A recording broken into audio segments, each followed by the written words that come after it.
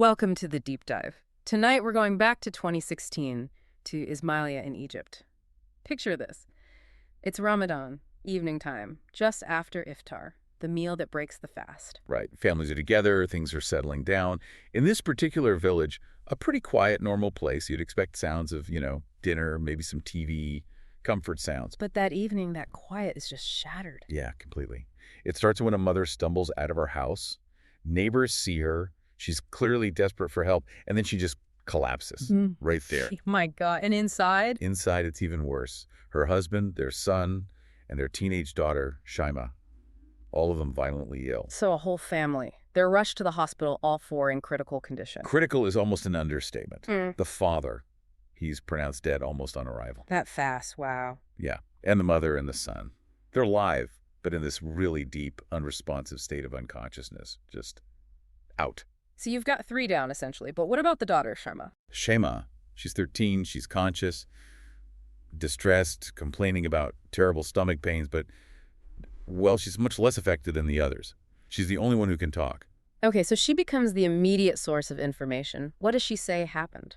She tells the doctors, and later the police, that they all ate kofta meatballs that her mother had made for dinner. All right, so the immediate thought is obvious, right? Food poisoning, tragic, but accidental. Exactly. And Shayma even offers a reason why she wasn't as sick. Yeah. She claims she only ate a tiny bit because, well, she says she doesn't really like meat. Seems plausible on the surface, a terrible accident, maybe improperly prepared food. That was the initial theory. But the medical team, they're trained to look closer. And things weren't adding up. What wasn't adding up? The way the father died, for one, it was too quick, too violent. The post-mortem signs pointed towards something much stronger than, bacteria, like a potent chemical. A chemical, not just spoiled food. That's what they started suspecting. And the deep coma of the mother and son. It was also medically puzzling, more severe than typical food poisoning would cause. So the symptoms themselves are screaming foul play? Pretty much. The doctors quickly realized this wasn't just bad kofta, this looked deliberate. And that's when they made the call. They called the police. Alerted the security forces, yeah. Suddenly, it shifts from a medical emergency to a potential homicide investigation. All within hours. Okay, so security arrives, but their main witnesses, the mother and son, are still unconscious. Right. So all eyes turn to Shayma. She's the only one they can question. And she sticks to her story. Repeats it exactly. Coughed dinner, mother cooked. She ate just a little terrible stomach pains. They see she's upset, but figure, trauma. Who wouldn't be? Meanwhile, are they checking the family's background? Absolutely. Talking to neighbors. Yeah. Everyone says the same thing. Quiet family, respectable, no known enemies, no conflicts, nothing. Which makes the idea of a deliberate poisoning even more baffling. Who would do this and why? Exactly the question. They send the father's body for a full forensic autopsy to get a definitive cause of death. But they're already leaning heavily towards foul play. And then comes a turning point. A huge one. About an hour after the police get there, the mother starts to regain consciousness. Just enough to speak. Okay, finally. What does she say? Does she confirm Shayma's account? She confirms the kofta dinner, yes. But then, she says something that changes everything. She thanks God that Shayma didn't eat any of it. Wait, what? She said Shayma didn't eat. Didn't eat any. The mother is adamant. Says Shayma dislikes meat so much that they always prepared something separate for her. She never touched the kofta. But Shayma told everyone she did eat it, just a little bit, and complained about stomach pains. Exactly. The stories are in direct conflict. And the mother, just coming around, she's probably not thinking about covering anything up. She's just stating a fact as she knows it. So, Shayma lied about eating the food, about the stomach pains. If she didn't eat the poisoned kofta, why pretend she did? Why fake being sick? That becomes the million-dollar question, doesn't it? It looks like a cover.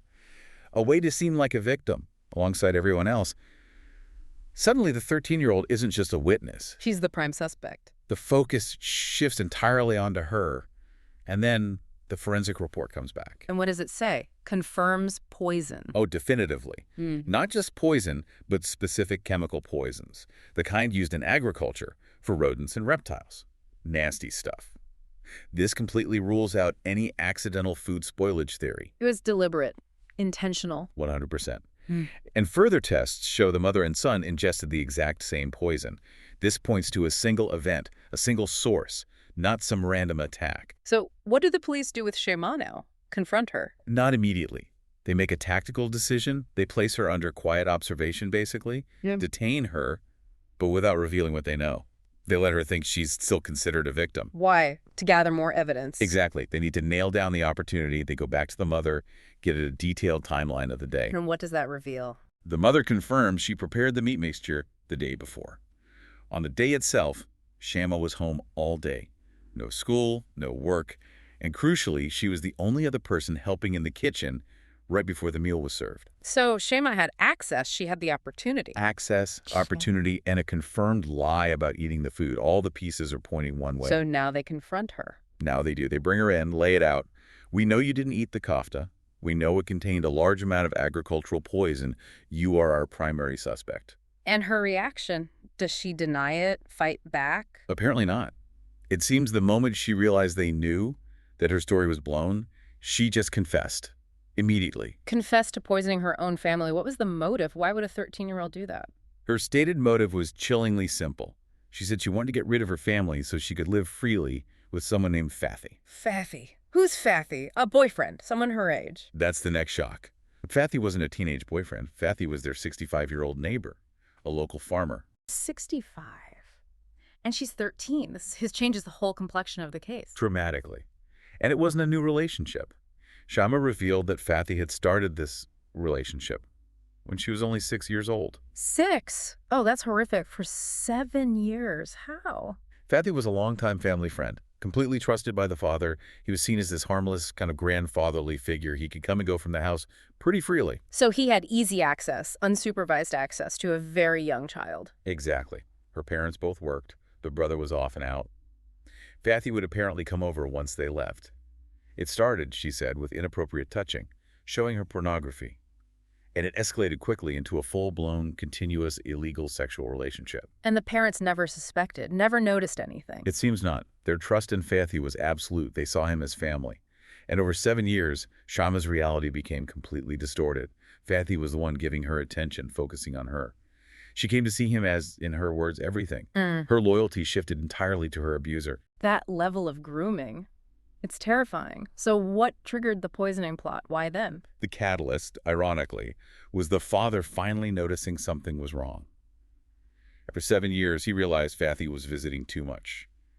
He confronted him. He finally confronted him. Yes, and apparently it was a big public argument. In front of Shayma, in front of neighbors, the father basically threw Fathi out, told him never to come back.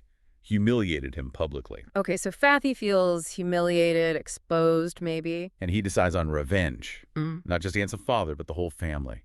The father for the expulsion, the mother and brother for witnessing his shame.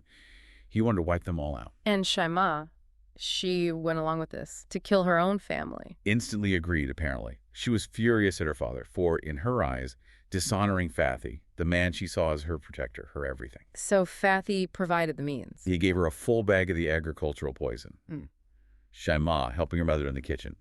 She just waited for a moment when her mother stepped out. And she did it then. Dumped the entire bag into the kofta mixture. Then she sat down at the dinner table and watched them eat it. Just watch them, Right. knowing what she'd done. A nice cold calculation. Right.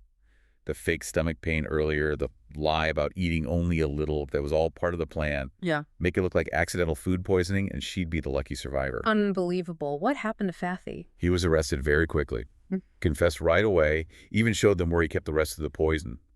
His excuse. He claimed he wanted to marry Shayma eventually, was just waiting for her to get older, and the father's public expulsion pushed him over the edge. His fate. Fathi was sentenced to death. And Shayma, as a minor, what happened to her? Because of her age, she couldn't face the same penalty. She was committed to a juvenile correctional facility.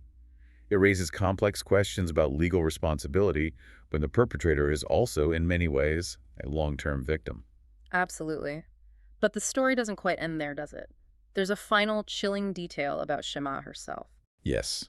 When authorities questioned her about the crime, about killing her father, nearly killing her mother and brother, she expressed absolutely zero remorse. None. No remorse at all, after everything. None. And she apparently added something even more disturbing. What was that? She said that if her mother and brother had somehow survived the poisoning attempt, she would have tried to poison them again. Wow, wow. That lack of empathy, that determination. It's deeply unsettling. It really speaks to the devastating impact of those 7 years of grooming. Fathi didn't just abuse her, he fundamentally warped her entire moral compass, her ability to feel empathy, her connection to her own family. The trust her parents placed in him became the weapon used to destroy them.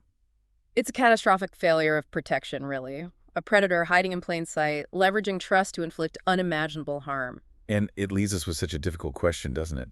You look at Shayma, 13 years old, legally a child, undoubtedly a victim of horrific, prolonged abuse. Yet she also planned and executed this incredibly calculated, brutal crime with zero apparent regret. So where is that line? After years of that kind of intense psychological manipulation and grooming, at what point does the victim, whose reality has been so utterly twisted by their abuser, become a willing accomplice in their own right? It really makes you think about the profound, lasting damage of exploitation.